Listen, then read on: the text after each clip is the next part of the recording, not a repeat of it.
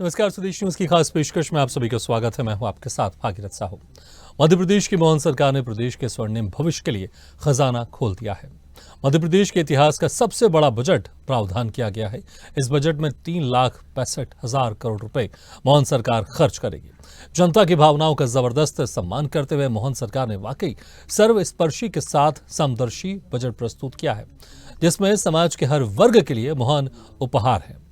मोहन सरकार ने शिक्षा के लिए 22,600 करोड़ रुपए, स्वास्थ्य के लिए 21,144 करोड़ रुपए, खेल के लिए 586 करोड़ रुपए, तीर्थ दर्शन योजना के लिए 50 करोड़ रुपए, वन और पर्यावरण के लिए 4,725 करोड़ रुपए, दुग्ध उत्पादक योजना के लिए 150 करोड़ रुपए, गौशाला के लिए 250 करोड़ रुपए, संस्कृति विभाग के लिए 1,081 करोड़ रुपए, उद्योग विभाग के लिए 4,000 करोड़ से ज्यादा की राशि का प्रावधान किया गया है। मोहन सरकार ने स्वच्छ भारत मिशन के लिए 500 करोड़ के बजट का प्रावधान किया है। वहीं सिंचाई योजनाओं के लिए 300 करोड़ के बजट का प्रावधान किया गया है। साथ ही पीएम ई बस योजना के तहत 6 शहरों में इलेक्ट्रिक बसें चलेंगे। मध्य प्रदेश का बजट असीमित संभावनाओं को समेटकर बनाया गया है। प्रति व्यक्ति आय 11 गुना हो गई है। मध्य प्रदेश में 2 करोड़ 30 लाख लोग गरीबी रेखा से बाहर आए हैं। आगामी 5 वर्षों में एक्सप्रेस में नेटवर्क के माध्यम से 299 किलोमीटर का अटल प्रगति पथ है, 900 किलोमीटर का नर्मदा प्रगति पथ है, 676 किलोमीटर के विंध्य एक्सप्रेसवे, 450 किलोमीटर का मालवा निर्माण विकास पथ है, 330 किलोमीटर का बुंदेलखंड विकास पथ है और 746 किलोमीटर का मध्य भारत विकास पथ के कार्य प्रस्तावित हैं। इधर मध्य प्रदेश के पूर्व सीएम कमलनाथ ने मध्य प्रदेश में आए बजट को लेकर कहा कि मध्य प्रदेश सरकार का आज का बजट जनता से विश्वासघात वाला बजट है। चुनाव से पहले भारतीय जनता पार्टी ने मध्य प्रदेश की जनता और मतदाताओं से जो प्रमुख वादे किए थे, वो सारे वादे वित्त मंत्री के बजट भाषण से गायब दिखाई दिए। प्रदेश के किसानों, नारी शक्ति, नौजवानों और सभी वर्गों से किए गए चुनावी वादों को बजट में कोई स्थान नहीं दिया गया। कमलनाथ का आरोप है, भारतीय जनता पार्टी ने अपने इन चारों घोषणाओं को बजट में कोई स्थान नहीं दिया और स्पष्ट कर दिया है कि ये सरकार जनविरोधी है, जनता से विश्वासघात करने वाली है और वादा खिलाफी इसका स्वभाव है। इस बजट से मध्य प्रदेश की जनता को भारी निराशा हुई है। जाहिर है, अपने इस ऐतिहासिक बजट से मोहन सरकार ने मील का पत्थर स्थापित कर दिया है। अब केवल आलोचना के लिए ही आलोचना नहीं, सकारात्मक सोच भी जरूरी है। तो जिस तरह से एक ऐतिहासिक बजट सामने आया है, 3,65,000 करोड़ रुपए का ये बजट सामने आया है और इसमें शिक्षा के लिए 22,600 करोड़ रुपए, स्वास्थ्य के लिए 21,144 करोड़ रुपए, खेल के लिए 586 करोड़ रुपए, तो तीर्थ दर्शन योजना के लिए 50 करोड़ रुपए, वन और पर्यावरण के लिए 4,725 करोड़ रुपए, दुग्ध उत्पादक योजना के लिए 150 करोड़ रुपए, गौशाला के लिए 250 करोड़ रुपए, तो वहीं संस्कृति विभाग के लिए 1,081 करोड़ रुपए। तो उद्योग की अगर बात करें तो उद्योग विभाग के लिए 4,000 करोड़ से ज्यादा की राशि का प्रावधान किया गया। चलिए इस खास मुद्दे पर हम चर्चा शुरू करते हैं कि किस तरह के बजट रहा और जिस तरह से यहां पर हमने देखा विपक्ष की तरफ से इसमें बयान भी सामने आया कि जो वादे किए गए थे उस वादों को बिल्कुल पूरा नहीं किया गया। चलिए इसी खास मुद्दे पर हम चर्चा शुरू करते हैं। जो मेहमान हमारे साथ मौजूद है मैं उनका आप लोगों से तारुफ कराता हूं। हमारे साथ हैं वाणी आहलूवालिया जी, मीडिया पैनलिस्ट बीजेपी से, कांग्रेस प्रवक्ता हिमानी सिंह जी और स्वदेश न्यूज की सीनियर एडिटर मुक्ता पाठक जी। मुक्ता जी, जिस तरह से ये बजट सामने आया है, 3,65,000 करोड़ से ज्यादा का ये बजट है, वाकई बहुत बड़ा बजट है अभी तक मध्य प्रदेश के इतिहास में। और इसमें जिस तरह से इंफ्रास्ट्रक्चर को लेकर, रोड को लेकर एक अच्छा खासा बजट का प्रावधान किया गया, ऐसे लग रहा है कि हर वर्ग को, हर सेक्टर में एक अच्छा खासा बजट का इस बजट में प्रावधान किया गया है। बिल्कुल भागीरथ जी, देखिए लगातार हम इस बात पे चर्चा कर रहे थे और उम्मीद कर रहे थे कि जिस तरह से डॉक्टर मोहन यादव का ये उनकी सरकार का पहला बजट है, तो उम्मीद की जा रही थी कि ये जनहितैषी बजट होगा, मध्य प्रदेश के विकास को ध्यान में रख रखते हुए ये बजट पेश किया जाएगा और ठीक वैसा ही है। सभी वर्गों का ख्याल रखा गया है। वुमेन की बात करें, हेल्थ की बात करें, इंफ्रास्ट्रक्चर डेवलपमेंट की बात करें, एजुकेशन सेक्टर की बात करें, सारे सेक्टर्स का इसमें समावेश है। हालांकि कांग्रेस का आरोप है कि जिस तरह से इन्होंने जो वादे किए थे, हमने देखा था कि कांग्रेस अध्यक्ष जीतू पटवारी ने भी स्मरण पत्र लिखा था और याद दिलाया था डॉक्टर मोहन यादव को कि आपकी सरकार ने जो विधानसभा चुनाव के समय जो वादे किए थे उनको आप इस बजट में जरूर उनको इंक्लूड कीजिएगा।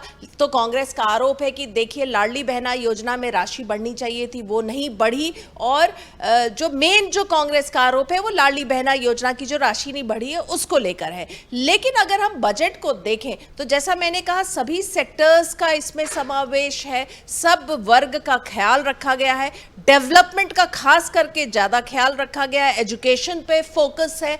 और आज जिस तरह से, और इसमें सबसे जो महत्वपूर्ण बात है वो ये है कि कर नहीं लगाया गया है, एक भी एक्स्ट्रा कर नहीं लगाया गया है, तो जनता पे बोझ नहीं है। हालांकि कांग्रेस का कहना है कि कर्ज लेके सरकार जो है डेवलपमेंट के काम कर रही है, सरकार कर्ज ले रही है। और अगर दूसरी तरफ बात करें तो आज जब सदन में बजट पेश किया जा रहा था, प्रस्तुत कर रहे थे वित्त मंत्री जगदीश देवड़ा जी, तब लगातार पूरे वक्त कांग्रेस अध्यक्ष के सामने वेल में खड़े होकर नारेबाजी करती रही, टोका टिप्पणी करती रही। वो मंत्री विश्वास सारंग के त्यागपत्र की डिमांड कर रही थी। तो लगातार इस तरह का नजारा हमने देखा। चलिए, मेरे साथ वाणी जी मौजूद हैं, हम इनसे पूछ लेते हैं कि वो इस बजट को किस तरीके से देख रही हैं। नमस्कार मुक्ता जी, आपके दर्शकों को भी मैं नमस्कार कहती हूँ और मैं बधाई देती हूँ प्रदेश की जनता को, प्रदेश के मुख्यमंत्री को और उनकी पूरी टीम को, जिन्होंने इतना स्वर्णिम बजट की रचना की है और आज हमारे सबके पटल पर इसको प्रदेश में प्रस्तुत किया है। देखिए, अगर हम बात करें तो विकास की, तो इन्होंने हर पहलू पर अपनी नज़र डाली है। चाहे विकास के साथ हम शिक्षा को जोड़ें, चाहे हम व्यवसाय को जोड़ें, चाहे हम गौपालन को जोड़ें, इंफ्रास्ट्रक्चर को जोड़ें, हेल्थ सेक्टर को जोड़ें। जो बहुत उल्लेखनीय है, 81% इंक्रीमेंट है, मतलब 81% बढ़ोतरी है मातृशक्ति के बजट के ऊपर। यानी कि जो यशस्वी प्रधानमंत्री का जो उल्लेख है, ये 33% पार्टिसिपेशन महिलाओं का बढ़ना चाहिए। तो यहाँ पर कहीं ना कहीं उन्होंने 81% इंक्रीमेंट दे के बजट में एक मुख्य भूमिका महिलाओं को दी है। अगर महिला विपक्ष बहुत बार ये आरोप लगाती है कि हम अपने वादे पूरे नहीं करते, परंतु अगर हम हर क्षेत्र में ध्यान दे रहे हैं, हम हर क्षेत्र में उल्लेख कर कर उसे एक बजट के रूप में स्वीकार्यता दे रहे हैं और उसे हम एक बजट एलोकेशन दे रहे हैं, तो हम कैसे वादे पूरे नहीं कर रहे हैं। अगर हम लाडली बहना के ऊपर ध्यान दे रहे हैं तो उस बहन के माता पिता, बेटा बेटी, पति, भाई, सबको उचित स्थान, उचित विकास के मापदंड में लाने के लिए भरपूर प्रयास किया जा रहा है। और रही बात ये बजट को अगर हम एक आम एक लेबल करें तो ये गरीब कल्याण, मातृशक्ति, युवा, किसान, ये हर वर्ग का बजट है। क्योंकि हम अगर स्वास्थ्य में सेवाएं देना चाहते हैं, उसमें वृद्धि है, ऊर्जा में, और हम पर्यावरण को सुरक्षित रखना चाह रहे हैं तो उसमें भी प्रावधान 19,000 करोड़ का दिया गया है। अगर हम सड़कों का निर्माण करना चाहते हैं तो उसमें एक बहुत शानदार बजट एलोकेशन है। तो श्री मोहन यादव जी ने हर वर्ग, हर एक विकास के हर मुद्रा के ऊपर ध्यान देते हुए ऐसे बजट की रचना की है जिसे मुझे लगता है ये सरकार अमल करते हुए 5 वर्ष बहुत सुखद रिजल्ट्स देगी मध्य प्रदेश की जनता को। चलिए, वाणी जी, आपने सुना होगा जिस तरह से वाणी जी ने कहा इस बजट को लेकर ये बजट में कहीं ना कहीं हर सेक्टर में एक अच्छा खासा पैसे का ऐसा प्रावधान किया गया है, लेकिन फिर भी आप लोग का जो टारगेट है वो यही टारगेट है जो वादे किए गए थे वो इस बजट में नहीं दिखाई दिए। वादे को लेकर तो लगातार यहाँ पर चाहे लाडली बहना योजना है उसको लेकर सरकार कई बार कह चुकी है, आप लोग पहले कह रहे थे ये योजना बंद हो जाएगी, लेकिन योजना लगातार चल रही है और इसमें भी कहा जा रहा है जैसे जैसे धीरे धीरे पैसे बढ़ते जाएंगे। और अगर इस बजट में प्रावधान नहीं है तो फिर जिस तरह से आप लोग कह रहे हैं कि विश्वासघात है जनता के साथ है, अभी सिर्फ 6 महीने हुए, पूरे 4.5 साल बाकी है सरकार के लिए जो वादे किए गए थे उसको पूरा करने के लिए, लेकिन बजट में हर सेक्टर में प्रावधान है पैसों का। वैसे तो आपने कहा कि 6 महीने हुए हैं, लेकिन ये बजट जो पेश किया जाता है वो पूरे साल के लिए होता है। बजट जो वो अगले साल होगा। मैं वादों के लिए कह रहा हूँ, वादों को पूरा करने के लिए भी विधानसभा चुनाव के समय किए गए थे। एक बार तो बोल दिया जाता कि हम इस निश्चित तिथि तक बढ़ाने का प्रयास करेंगे या वो करेंगे। मैं इस बजट को इस तरह से देखती हूँ कि जैसे स्वर्णिम चीज में और गोल्ड प्लेटेड चीज में जो फर्क होता है, ये वैसा ही बजट है जिसे स्वर्णिम दिखाने का प्रयास किया जा रहा है, पर है ये गोल्ड प्लेटेड। कुछ समय बाद इसकी वो जो प्लेटिंग है वो उतर जाएगी। अगर हम बात करें कि इसमें सभी को छुआ गया है, तो आप बताइए इसमें संविदा शिक्षकों को, जो बेरोजगार बढ़ गए हैं, अगर प्रदेश में बेरोजगारी के स्तर की बात करी जाए तो अति शिक्षित जो इंजीनियर, फार्मासिस्ट, डॉक्टर्स, शिक्षा के लिए 22,600 करोड़ रुपए का प्रावधान है। तो मुझे लगता है कि इतना अच्छा खासा बजट का प्रावधान किया गया है तो इन सारी चीजों को भी समावेश करने की कोशिश की जाएगी ना। देखिए, कहीं ना कहीं शिक्षा आप और हम इसलिए लेते हैं कि उसके बाद हम अच्छा रोजगार पा सकेंगे, अपने परिवार का स्तर बढ़ा सकेंगे, अपना मानसिक स्तर बढ़ा सकेंगे। तो कहीं ना कहीं युवा जो बेरोजगार हैं उनके बारे में उस हद तक नहीं सोचा गया। देखिए, मेरा ऐसा व्यक्तिगत रूप से मानना है कि अगर कोई चीज अच्छी है तो उसके बारे में अच्छी बातें तो आप लोग बोल ही रहे हैं। अगर उसकी तरफ जो कमियां रह गई हैं उनकी तरफ ध्यान आकर्षित नहीं करवाया जाएगा तो कहीं ना कहीं बेईमानी होगी। तो जो चीजें अच्छी है वो तो आप सबने गिनवाई दी, उन्हें भी मैं ही गिनवाऊंगी, तो फिर कांग्रेस प्रवक्ता का काम करने के लिए किसी और को बुलवाना पड़ेगा। मैं उन्हीं चीजों की तरफ ध्यान आकर्षित करवा सकती हूँ जो इस बजट में अछूती रह गई है। इस बजट में प्रति व्यक्ति आय बढ़ने की बात की गई थी कि 10,000 रुपए प्रति वर्ष बढ़ी है, लेकिन क्या आप महंगाई के स्तर के साथ 10,000 रुपए को संतुलित मानते हैं? क्या महंगाई का स्तर इतना ही बड़ा, 10,000 रुपए प्रति व्यक्ति अगर आय बढ़ जाए तो उससे व्यक्ति घर का खर्च चल जाएगा? जो अनाज का संग्रह पिछली बार के 20 मीट्रिक टन कम है गेहूं का, इसकी भरपाई के बारे में इस बजट में नहीं बोला कि है वो कैसे पूरी की जाएगी। चावल का संग्रह 2 मीट्रिक टन कम किया गया है, उसके बारे में कहीं नहीं बताया गया कि उसकी कमी किस तरह से की जाएगी। तो जो चीजें अछूती हैं, विपक्ष का काम है जनता के हित में उन चीजों की तरफ ध्यान आकर्षित कराना ताकि चीजें और बेहतर की जा सके। जी बिल्कुल ठीक है मुक्ता जी, बिल्कुल इसमें कोई शक नहीं। हिमानी जी कह रही है कि जो अच्छी चीजें वो हम तो बता ही रहे हैं, और जो वाणी जी उन्होंने भी इसका जिक्र किया था, लेकिन वो उस मुद्दे को छू रही हैं जिस मुद्दे का जिक्र इसमें नहीं किया गया। और खासकर जिस तरह से कमलनाथ ने भी कहा है कि जो वादे चुनाव से पहले किए गए थे उसका जिक्र बिल्कुल इसमें नहीं किया गया है। जी बिल्कुल, देखिए, लेकिन ये देखना, इसको इस तरीके से देखना होगा कि जब विधानसभा के चुनाव थे उस समय लीड कौन कर रहा था? मुख्यमंत्री, उस समय पूर्व मुख्यमंत्री थे शिवराज सिंह चौहान, वो लीड कर रहे थे। अब वो पूर्व है, मुख्यमंत्री वो थे। अब जो है मुख्यमंत्री जो है वो डॉक्टर मोहन यादव है, उनका अपना विजन है। आप इसको इस रूप में देखिए, विजन जो है और जिस तरीके से वो सारी बातें हैं वो अपने हिसाब से मध्य प्रदेश की डेवलपमेंट, उनका एक विजन है, उस हिसाब से वो मध्य प्रदेश को डेवलप करना चाह रहे हैं। हम लगातार देख रहे हैं, देखिए मुख्यमंत्री को, डॉक्टर मोहन यादव को, एक उनकी जो छवि बनी है 6 महीने में, एक सेंसिटिव मुख्यमंत्री की भी है तो साथ में बोल्ड मुख्यमंत्री की भी है। कड़े डिसीजंस लेने से वो पीछे नहीं आते हैं। और कांग्रेस का ये, इसीलिए जो हमने पहले ही मैंने जिक्र किया था कि कांग्रेस अध्यक्ष जीतू पटवारी ने एक स्मरण पत्र लिखा था, याद दिलाया था डॉक्टर मोहन यादव को कि आप स्मरण करें कि आपकी सरकार ने ये वादे किए थे विधानसभा में। लेकिन अब तो जो विजन डॉक्टर मोहन यादव का है तो बजट में उसका समावेश होगा। बिल्कुल वाणी जी, देखिए जिस तरह से स्मरण पत्र भी लिखा गया था, तो क्या यहाँ पर जिस तरह से भी बजट आया पूरा फोकस इंफ्रास्ट्रक्चर में और प्रदेश के विकास के लिए, लेकिन जो वादे किए गए थे उस वादों को भी यहाँ पर पूरा करना होगा। लेकिन उसके लिए सिर्फ बजट की आवश्यकता नहीं होगी, क्योंकि सिर्फ बजट का एक दिन नहीं कि जब बजट आएगा उसमें मेंशन करें क्या उन वादों के लिए, क्योंकि अभी जैसे मैंने कहा था माने जी से पूरे 4.5 साल है उन वादों को पूरा करने के लिए। लेकिन विपक्ष लगातार ये मांग कर रहा था, इस प्रेरण पत्र में लिखा गया था कि बजट में कम से कम इसका जिक्र होना चाहिए। आखिर क्यों इसका जिक्र नहीं किया गया, या फिर आगे कुछ समय बाद हमें देखने को मिलेगा अलग से सरकार की जब कैबिनेट मीटिंग होगी, या फिर इन सब चीजों का फैसला इस कैबिनेट मीटिंग में लिया जाएगा, या फिर आगे जो आप लोग ने वादे किए उसका आगे जिक्र होगा? देखिए भाई साहब, जब हम कोई बजट की बात करते हैं या योजना की बात करते हैं तो वो इंस्टेंट नूडल्स नहीं होते। कांग्रेस इंस्टेंट नूडल्स की कल्पना करती है हर चीज में, परंतु योजनाबद्ध तरीके से जब हम आगे चलते हैं तो हमारी योजनाएं सफलतापूर्वक पूर्ण होती हैं और उनकी जो नींव होती है वो भी अच्छी स्ट्रांग होती है।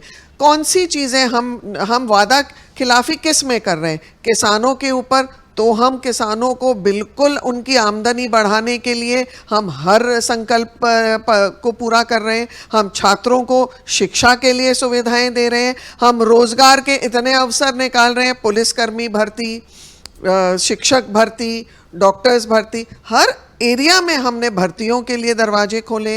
हम इंफ्रास्ट्रक्चर की बात करते हैं तो जिस सड़क पे आज आप और मैं प्रवास करते हैं, जिन सड़कों का उपयोग हुआ है चुनावी माहौल में भी, वो सारी सड़कें बनी हैं और कुशलतापूर्वक उनका हम उपयोग कर रहे हैं। जो इंफ्रास्ट्रक्चर है, जो मेडिकल बिल्डिंग्स बन रही हैं, जो कॉलेजेस का विस्तार हो रहा है, तो वो निश्चित रूप से लोगों को ही, जनमानस को ही सुविधा देने के लिए बन रही हैं। इसके बाद हम ऊर्जा में भी जा रहे हैं, तो हम पर्यावरण संरक्षण की ओर कदम बढ़ा रहे हैं, सोलर पावर की ओर कदम बढ़ा रहे हैं। तो ये बजट एलोकेशन सर्वस्पर्शी है। किसी भी एक वर्ग, आप चाहे किसी भी एक वर्ग को चुन के बोल दीजिए, किसी को अछूता नहीं छोड़ा है मोहन सरकार ने। बिल्कुल। देखिए हिमानी जी, बजट का ये काम होता है कि आपको प्रॉपर जो पैसा है हर विभाग में, हर सेक्टर में आपको उसको प्रॉपर बेहतर तरीके से एलोकेशन करना है। अब पैसा एलोकेट तो हो गया है, अब जिस तरह की आप जो बातें उठा रहे हैं या मुद्दे उठा रहे हैं, अब उन पैसों का इस्तेमाल उसमें किया जाएगा ना। अभी तो सिर्फ पैसों का एलोकेशन किया गया, लेकिन जिस तरह से किया गया मुझे लग रहा है शायद ये बेहतर है, क्योंकि हर एक सेक्टर को इसमें छुआ गया है और अच्छा खासा पैसे का प्रावधान किया गया है। पहले तो ये सवाल कि हाँ वाकई छुआ गया है और बस छू के वापस आ गया है। पूरी तरह किसी भी मुद्दे पर डीप में, गहराई में सोचने की और उसकी बात नहीं की गई है, चाहे युवा हो, चाहे बेरोजगार हो, चाहे महिलाएं हो, चाहे किसान हो। दूसरे अभी मुक्ता जी ने एक चीज बोली कि उनका भी ऐसा सोचना है। मुक्ता जी और मैं भारतीय जनता पार्टी की तरफ से आधिकारिक वो नहीं दे सकते। उन्होंने बोला कि चुनाव जो है शिवराज सिंह चौहान के चेहरे पर लड़ा गया था। तो बीजेपी, भारतीय जनता पार्टी को विपक्ष यही बोल रहा है कि आपने जो वादे किए थे, फिर आप आधिकारिक रूप से बोल दीजिए कि ये शिवराज जी के वादे थे, हम इनको पूरा करने के लिए बाध्य नहीं है और हम इनकी जिम्मेदारी नहीं लेंगे। तो फिर इसका बाद उनके सामने एक तरीके से कहीं ना कहीं जनता के सामने उनका सही रूप आ जाएगा और वो आस लगाना छोड़ देगी और फिर वो। लेकिन हिमानी जी, आधिकारिक रूप से कई बार तो बोला जा चुका है, विधानसभा में बोला जा चुका है कि कोई भी योजना बंद नहीं होगी, सभी योजना चलती रहेगी। आधिकारिक रूप से तो कई बार बयान दिया जा चुका है। तो जो योजनाएं पूरी अगर आप कह दें, वही मैं कह रही हूँ कि स्पर्श करके आया गया है, योजना चलती रहेगी, लेकिन उसको लेके पूरी तरह से जो वादा किया गया था वो हम पूरा नहीं कर पाएंगे। तो वही मैं कह रही हूँ कि बस स्पर्श करके छू के वापस आ गए हैं, उसको पूरी तरह देखने की कोशिश भी नहीं की गई है। दूसरी चीज, मैं एक चीज बताना चाहूंगी कि मैंने अभी बोला कि अच्छी चीजें तो आप बता रहे हैं, उन्हीं अच्छी चीजों से मैं अपना पॉइंट निकालती हूँ कि ठीक के इंफ्रास्ट्रक्चर की आप बात कर रहे हैं। कई मध्य प्रदेश में इंजीनियर, डॉक्टर, बीडीएस तक के लोग रजिस्टर्ड रूप से बेरोजगार हैं। 19 लाख रजिस्टर्ड बेरोजगार हैं जिन्होंने अपना बेरोजगारी उसमें रजिस्ट्रेशन करवा रखा है। तो ये अच्छा है कि वो बेरोजगार जो है वो अच्छी बनी हुई सड़कों पर लगातार पैदल चलते हुए अपने लिए नौकरी ढूंढ पाएंगे। ये अच्छी चीज मान सकते हैं आप। पर मैं इसका दूसरा पहलू जो है विपक्ष के नाते वही आपको दिखाना चाहूंगी कि जो चीजें रह गई हैं मैं सिर्फ उन्हीं की बात कर पाऊंगी। मैं महिमा मंडन नहीं कर पाऊंगी इस बजट नहीं का। ठीक है इसमें ठीक जो है, चीज- मुझे लगता है कि विपक्ष के नाते आप लोग का काम है कि आलोचनाएं करना और देखना, लेकिन अगर कहें उद्योग विभाग के लिए 4,000 करोड़ से ज्यादा का उसमें प्रावधान किया गया, अगर बहुत सारे पैसे अगर सड़कों के लिए अलॉट किए गए, तो मुझे लगता है इससे अपने आप रोजगार बढ़ेगा। ऐसा नहीं है कि अगर आप सोचें कि सिर्फ सरकारी नौकरी हर किसी को नहीं मिल सकती, उसकी एक सीमा होती है, लेकिन अगर इंफ्रास्ट्रक्चर अगर बढ़ रहा है तो इससे नौकरियां भी बढ़ेंगी। सड़क बनाने के लिए आपको लोगों की आवश्यकता होगी, इंजीनियरों की आवश्यकता होगी, मजदूरों की आवश्यकता होगी। अगर आपने यहां पर उद्योगों के लिए 4,000 करोड़ का प्रावधान किया गया है, तो आपको टेक्नीशियन चाहिए, आपको बहुत सारे एक वेल क्वालिफाइड लोग चाहिए। तो मुझे लगता है यहां पर अपने आप जो आप जो कह रही हैं, लगातार आप लोग आरोप लगाते रहते हैं कि रोजगार को लेकर अगर इंफ्रास्ट्रक्चर में पैसा है, तो मुझे लग रहा है वो भी चीजें बढ़ रही है। वाणी जी देखिए, यहां पर हिमानी जी कह रही है प्रावधान तो किया गया लेकिन छू कर निकल कर आ गया, लेकिन वो कह रहे हैं डिटेल में नहीं गए आप लोग। देखिए जी, डिटेल मैं में इसमें जाने बोलना के चाहती लिए हूँ आगे कि का आप बोल समय रहे है। हैं मैं बढ़ेगा, एक छोटा हम कोई सा एग्जाम्पल भविष्यवक्ता देती नहीं हूँ है। आपको। इस तरह के मेरे बजट पास पहले भी आए हैं, अगर लेकिन एक बेरोजगारी ग्लास की में स्थिति पानी मध्य है, प्रदेश में क्या है, पानी महिला अपने अत्याचार पात्र की का स्थिति क्या ही है, वो आप सबने हमने शेप देखा है। ले कानून लेता भी है। होते हम जिस हैं, पात्र में नियम भी डालें होते हैं, वो बजट उसी भी के आते हैं आकार और में आ जाता बाकी है। सब बातें भी हम कही चाहे जाती उसको हैं। ग्लास में होगा, तब डालें हम या उसके फिर बारे में उसको बात हम करेंगे। पलट के अभी एक तो कटोरी में स्थिति डाल है दें। और बजट तो में बात किसी ये को होती है छुपा नहीं गया है। ठीक है, योजनाओं हिमानी जी, को आपकी जवाब आगे दे रही है वाणी जी। क्रियान्वयन देने के लिए समय चाहिए और पात्र बदलने से योजना बदल नहीं जाती। जल का जो उसकी निश्चलता है, जो जल की जो क्वालिटीज है, वो तो वो ही रहेंगी। अब दूसरी चीज, मैं एक छोटा सा उदाहरण दे रही हूँ। अभी एक योजना चालू कर रहे हैं माननीय मुख्यमंत्री जी, सॉइल टेस्टिंग की। तो सॉइल टेस्टिंग कौन करेगा? जो छात्र ऑलरेडी एग्रीकल्चर के कोर्सेज में एनरोल्ड है, उनको एक रोजगार मिल गया। तो रोजगार के तरीके अनेक हैं। आज के जमाने में हम स्टार्टअप्स के माध्यम से कर रहे हैं, हम यूनिक तरीके को इजाद कर रहे हैं जिनसे कि लोगों को नए नए तरीके मिले रोजगार का। सिर्फ एक सरकारी नौकरी नहीं रह गई है कि वो अल्टीमेट है रोजगार के लिए। बिल्कुल, इसमें कोई शक नहीं। देखिए मुक्ता जी कहते हैं कि प्रदेश तभी विकास की गति पर आगे बढ़ता है अगर रोड अगर आपकी बेहतर हो, क्योंकि उससे आपका आना जाना, माल वाहन, और जितनी अच्छी रोड होंगी मुझे लगता है उतना अच्छा उद्योग भी वहां पर आता है, क्योंकि हर चीज़ के लिए रोड की बहुत अच्छी बेहतर की आवश्यकता होती है। यहाँ पर देखेंगे एक रोड बेहतर करने के लिए अटल प्रगति पथ की बात कर लें, हम यहाँ पर विंध्य एक्सप्रेस की बात कर लें, तो अच्छा खासा फोकस दिया गया है कनेक्शन बढ़ाने के लिए, क्योंकि अगर जिलों का कनेक्शन बढ़ेगा, अगर दूसरे राज्यों से कनेक्शन बढ़ेगा, तो ज़्यादा और रोजगार के अवसर बढ़ेंगे और प्रदेश उतनी गति से और ज़्यादा आगे बढ़ेगा। बिल्कुल सही कहा भागीरथ जी आपने। देखिए कनेक्टिविटी ही आज के समय में सब कुछ है और उस पर फोकस किया है मोहन यादव की सरकार ने इस बजट में। मैं जैसा लगातार मैं कह रही हूं कि देखिए डॉक्टर मोहन यादव का अपना एक विजन है, हर एक लीडर का अपना विजन होता है। इसका मतलब ये नहीं होता कि पुराने का विजन खराब है और नए वाले का बेहतर है। डॉक्टर मोहन यादव का अपना विजन है, तो उस विजन के हिसाब से ये बजट है और उन्होंने पूरा का पूरा फोकस जो है मध्य प्रदेश के डेवलपमेंट पे रखा है और जितने भी सेक्टर्स हैं उनके लिए अलग अलग तरीके से उन्होंने प्रावधान किया है। बिल्कुल वाकई, लेकिन अब देखना होगा इंप्लीमेंटेशन किस तरह से होता है इस बजट का। चलिए बहुत बहुत शुक्रिया आपसे मेहमानों का, हमारा समय भी समाप्त हो गया। वाणी जी, हिमानी जी और मुक्ता पाठक जी, बहुत बहुत शुक्रिया हमारे इस खास चर्चा में शामिल होने के लिए। तो अच्छा खासा बजट, 3,65,000 करोड़ का बजट का यहाँ पर प्रावधान किया गया है, लेकिन अब सबकी नजर होगी इंप्लीमेंटेशन में, क्योंकि हर विभाग में पैसा का एलोकेशन हो गया। अब उसका इस्तेमाल कैसे होता है, जमीनी स्तर तक इस पैसे का उपयोग कैसे किया जाता है, ये भी सरकार के लिए एक बड़ी चुनौती होती है, क्योंकि पैसे का एलोकेशन के बाद इंप्लीमेंटेशन और उसका इस्तेमाल किस तरह से होता है, ये वाकई देखने वाली बात होगी, क्योंकि उसी के हिसाब से देश और प्रदेश प्रगति की ओर आगे बढ़ता है। इसी के साथ हमारी खास पेशकश में फिलहाल इतना है, लेकिन खबरों का सिलसिला लगातार जारी। आप देखते रहे स्वदेश न्यूज, सबसे पहले देश।